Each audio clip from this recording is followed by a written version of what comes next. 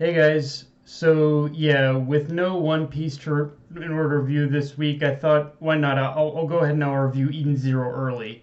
So jumping right into it, the first major thing I want to talk about is the fight with the fake sister. Because I'll be honest, when I was reading this material in the manga, I always had thought that this fight with the fake sister was kind of one of the weaker fights in the series, and it's not like there's anything particularly wrong with the fight itself or the fake sister as a villain. They're all perfectly serviceable to the plot, but it's one of those things where the fact that she's just like a mercenary is a robotic mercenary is kind of weirdly just a little underwhelming. I think pretty much the only good thing about her I think is compelling about her is how she had used the fake sister's like identity in order to kind of accidentally like create this whole kind of cult and all that, and how it's because of sister that she's as famous as she is.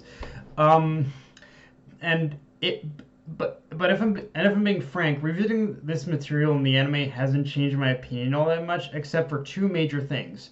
One is that by getting to see the moment where Jean ultimately learns the truth about the fake sister and turns on and ultimately turns on her, uh, after seeing the real sister's power for himself, is a moment that is a moment that the Prince sets into motion the Prince first step towards Jin actually developing a trust with Prince Shiki and the others that will come back into play when they find themselves on opposite sides once again. But on top of that, it it really does show that Jin is generally a good person forced into a situation where whatever his motives are, he feels he has limited options by which to accomplish them.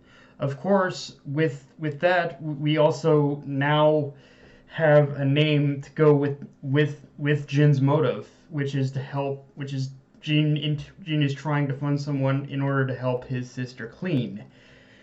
And with that, I kind of have to slap my head because honestly, there's a couple more we're gonna touch on, but just this little reveal in itself, again, has me slapping my head at how Mashima had set so much up just in these early arcs that I'm like, wow, the man really was the man really had Belial Gore already set and ready to go even before he got to it.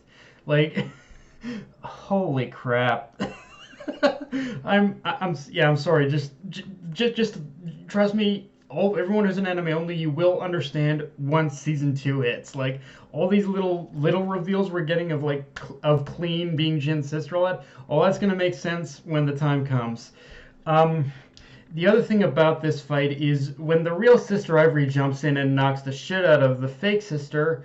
Um, this is one of those things where at first I wasn't a huge fan of this in the manga because it felt like a bit of a cheap way to end the fight. But the first more I had reread this material after reviewing the chapter and looking and just reading this content a little bit more, the more just this section of the story, the more I realized that this moment in itself is kind of one of the most brilliant ways to introduce a character like Sister Ivory that because it not only serves as a massive flex of just how powerful she is, but also just how her personality is in complete contrast to from what you'd expect of any kind of character wearing a nun outfit. Like Sister Ivory is brash, hot-tempered, a little sadistic, and as shown, if you impersonate her, she will not hesitate to kill your fucking ass. And I loved every minute of it. Just this again. It might have ended a little. The fight might have ended a little anticlimactic, I guess. Still, but just just Sister Ivory's entrance is the perfect way in order to introduce her character to everyone. Like, it's beautiful. I'm sorry. Um, Also, I'm not gonna lie, seeing Rebecca sniping Allega is way more satisfying in the anime than in the manga because by virtue, again, of the anime giving us the pleasurable experience of voice acting, we get to hear how despicable he is, but also just how pathetic Allega sounds when Rebecca delivers the final blow. And the latter is the most beautiful thing to witness to happen to someone like Allega, who 100% deserves everything Rebecca gave him. Like, creating the most overall satisfying end to a fight, in my opinion.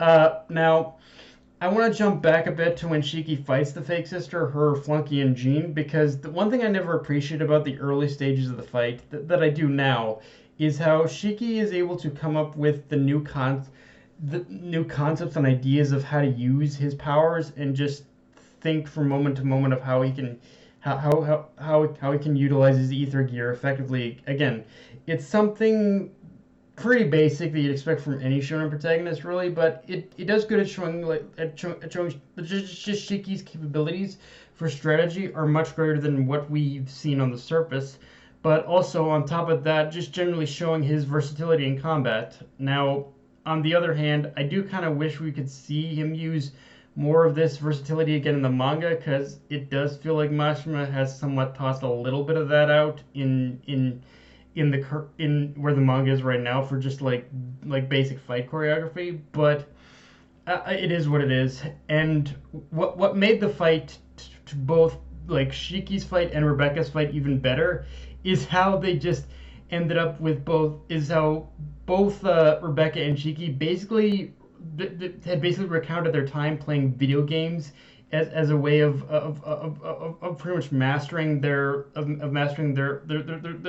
much aim and final techniques. Like, that is so goofy, so bizarre, and yet in the way it's presented here, just you like using like their knowledge of video games somehow still works. Again, don't know how it's possible, but it just works. But yeah. Now, the other thing to talk about with Sister Ivy's introduction in this chapter is the device she was hooked up to, because, again, the more I look at the basic structure of the machine and how it was used for siphoning her power into the fake sister, again, makes me realize it is kind of an early concept for another machine with a very similar purpose that you'll see much later on in the series, not until season 2. And again, it's just one of those things where I'm shaking my head and at how deeply that Mashima had foreshadowed and crafted and was building up to the eventual plot of Belial Gore in the early stages of the series. Like, it's in revisiting these little moments, little scenes, little things where I'm like, holy shit, like Belial Gore was always planned out even from the beginning. Now, luckily, the pretty much machine Ivory was hooked up to here was mostly just a prototype, so it isn't as advanced. But yeah, you will see something like it in the future.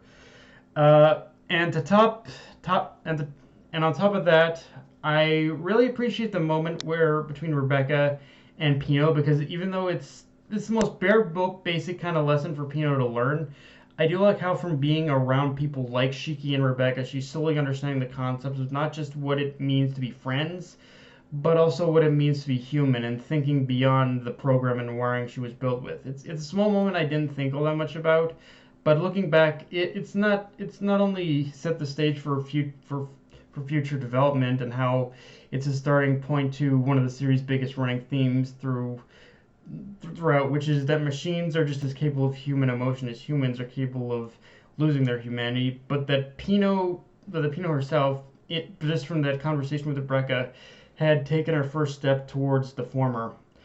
Also, just speaking technically, Mashima has actually developed, I think, a very unique dynamic by which to develop the characters in the series that are androids, since it shows it's all shown through the perspective of observation and how machines like learn from human behavior almost, and that can be both for good and bad. With that said, one little minor detail I noticed about this episode, and I don't know if they did it last week and just noticed now, but the way in which the episode did the recap episode, what was very clever because what they did, they kind of did the recap as a sort of previously on segment, which I love because it kind of adds this aesthetic to the series. Like you're kind of watching like a sci-fi serial, and I love how the studio is kind of embracing these more futuristic sci-fi, like geeky kind of elements to the series more. But yeah, guys, that's all I got for this review. If you enjoyed the video, like, comment, subscribe. Find me on Twitter and Mr. Crunchyroll, and be sure to hit the subscribe bell. Be sure to hit the bell for in order to get notifications. Hit the subscribe bell and just share this video around, guys. Death Knight of Anime signing off. Later.